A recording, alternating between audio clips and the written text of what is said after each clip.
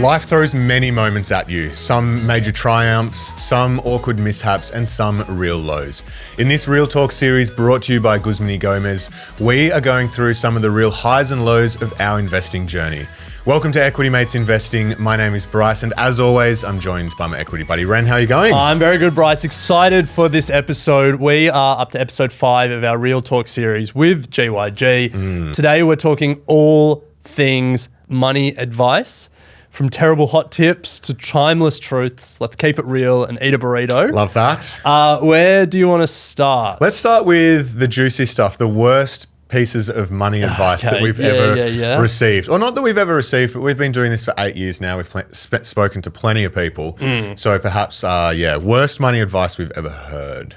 Well, I mean, the worst one for me is the biggest barrier to stop people investing, which is investing isn't for you. Yeah. You don't have enough money, you don't have enough time, you don't have enough knowledge. Related, but a bit separate, it's too risky. I think those pieces of advice, stick to property or, stick to saving or whatever it is, because investing isn't for you. I hate that so much. Yeah. And the fact that we're here and all the content we've done, hopefully, is just a very long, continuous effort to disprove that. As you said, we've proven that is not the case. Yeah, Absolutely. yeah. What about you? I have a real gripe with the traditional get a job, buy a house as the formal way of doing things. Okay. I think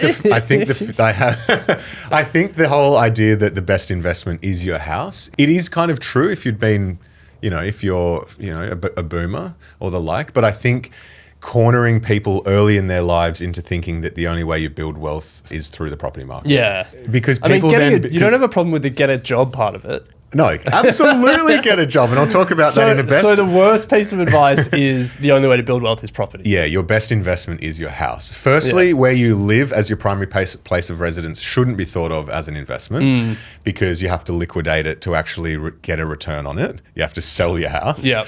Secondly, if the first thing you're thinking about when you're at university is I need a house to build wealth, you're going to start thinking I need to be putting so much money into deposit and all of these sorts of things. You're not even going to be considering the fact you could be starting to build wealth in the stock market. Yeah. Love that. There's more to it than building wealth through property. Related, the one that you hear a lot in the media, you need to skip the smash davo or the coffee to buy a house, to afford a house. It's like these structural problems of housing affordability and the absolute blowout of median income to median house price is explained by factors far larger than Australia's enjoyment of smashed avo with a bit of feta on toast. For me, Ren, the idea that having credit cards helps with getting a good credit score, it's just not true. Well, it is in America. In America, yeah. But here in Australia. No, what's not true is that credit scores matter. That's also true. Well, for the most people in most situations, yeah. Unless it's not as important as America. No way. Yeah. No. So going out and getting a credit card and going into consumer debt to pay off the credit card to try and improve your credit score to then try and get a mortgage is just so wrong. Yeah. Don't get a credit card unless you really have a good purpose for it. I mean, I would just finish the sentence at don't get a credit card. But I know people love chasing points and all of that stuff. And I'm in that phase of life where if you can manage a credit card with your cash flow, it is a good way to get points. But I'm not saying you should do that. Yeah, well, I don't have a credit card because I just think it's not... Slippery slope. Yeah. Yeah, absolutely. Yeah. All right, what else? I mean, worst money advice, basically any stock tip from a mate. Absolutely. But I don't think we need to talk about that too much. No. What about this one? There's a lot of them that are property related. What do you think about this one though? Rent is dead money. Yeah, I agree that that's bad advice. Or the other one you sometimes hear is rent is paying off someone else's mortgage. Yeah. I look back on the times where we were renting and it was awesome fun to begin with. Yeah. I loved renting. Couldn't have done it without, living at uni and some parts of life you just have to rent.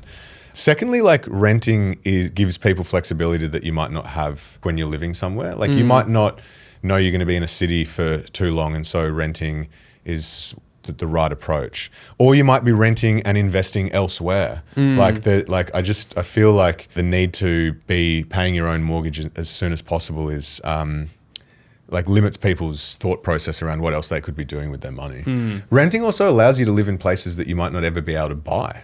Definitely. So I think, rentvesting is where I think about this one. Yeah, but I mean, even a step further than that, like forget rent vesting and buying a property elsewhere. Like just the difference between paying off a mortgage and the amount you're spending and then the amount you're spending on rent, that difference, what you do with that can make a big difference. Yeah.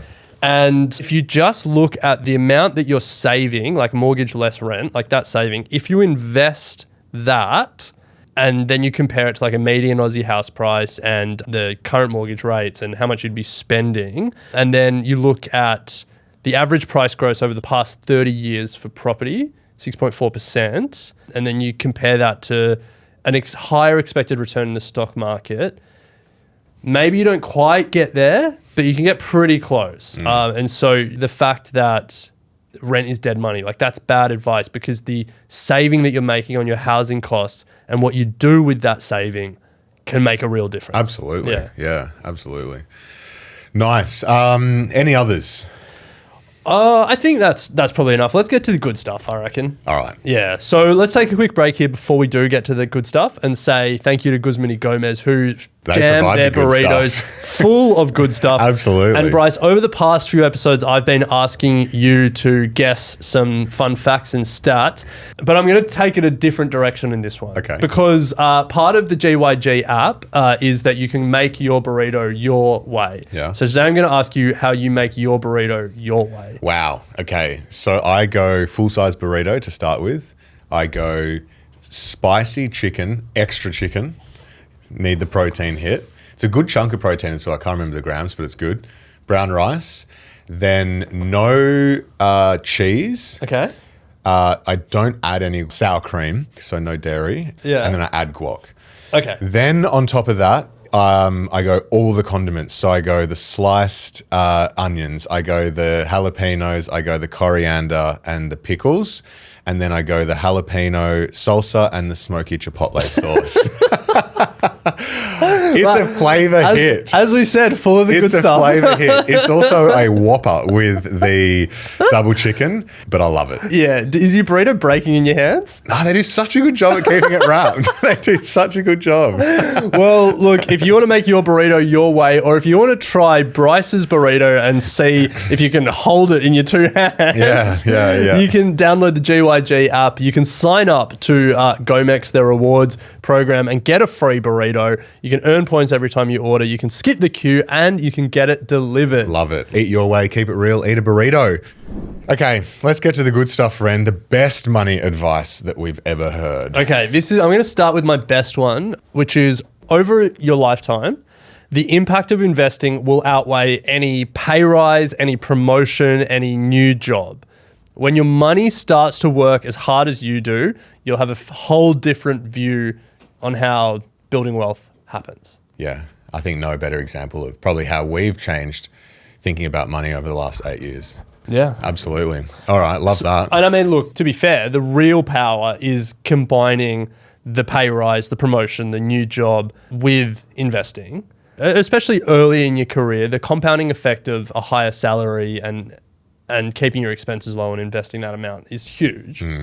But if you were to compare someone who had a really high paying job and just saved versus someone who had a lower paying job but knew about investing, the investor over their lifetime will do better. Yeah.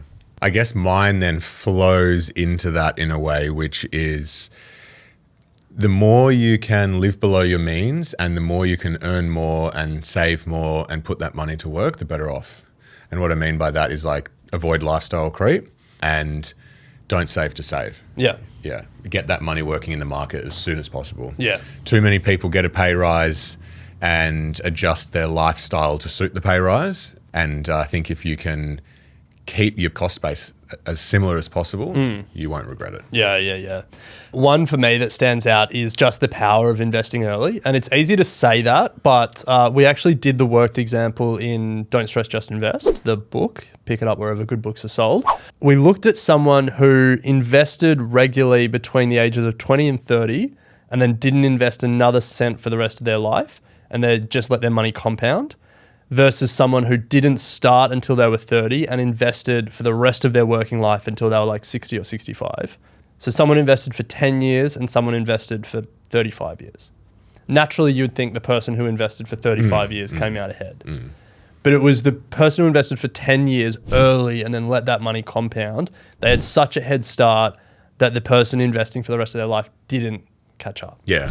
Now, don't freak out if you think you've missed the boat if you're starting to invest post 20. They both did very well. Yes. They both did very well. It doesn't matter. The point of that story is get in as early as you can. Yeah. Get in as soon as you listen to this podcast for the very first time. That's the moment. Yeah. And if you know young people in your life who should be investing, you know where to send them. Equity Mates, get started investing. Pick them up the book because, there is such a power in starting early. So one for me, Ren, is obviously we talk a lot about getting your money in the market, getting it working for you and, automating a lot of the process. But I went to India and spent some time in India. And I remember a teacher that I was working with at the time, he said, you can always earn back money, but you can never earn back your time. And I think this was a good moment for me because it made me sort of recognize that, yes, putting money into the market and getting it to work is important, but also enjoying the money that you have in front of you for things here and now. Yeah. Like I look at a lot of people who are trying to do FIRE and perhaps, in my view, sacrificing things for the future. And so, that was a really good piece of advice for me. It's like, enjoy the moment here. You can always earn back your money, never the time, but also do it in an appropriate way. Yeah, love that. You spoke about savings before. I want to share one more, and it's actually a quote from Morgan Housel. His book, The Psychology of Money, I think is probably the one would recommend first. Yeah, aside from ours, of course. Yes, yeah, absolutely. But this quote, I liked how he framed it. So the quote is, saving is the gap between your ego and your income. The fastest way to increase your savings is to increase your humility. And the point he makes in this chapter is essentially, think about all of your spending. Everyone's got like a base level of spending to cover their needs. Food, shelter, clothing, whatever it is. But then essentially everything above that is a reflection of your ego or how you want to be perceived. Yeah.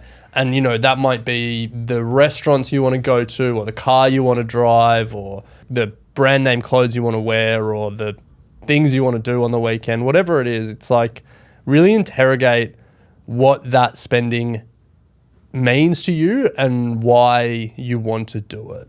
And maybe it is you love sports cars and then that is like a meaningful thing for you to spend on.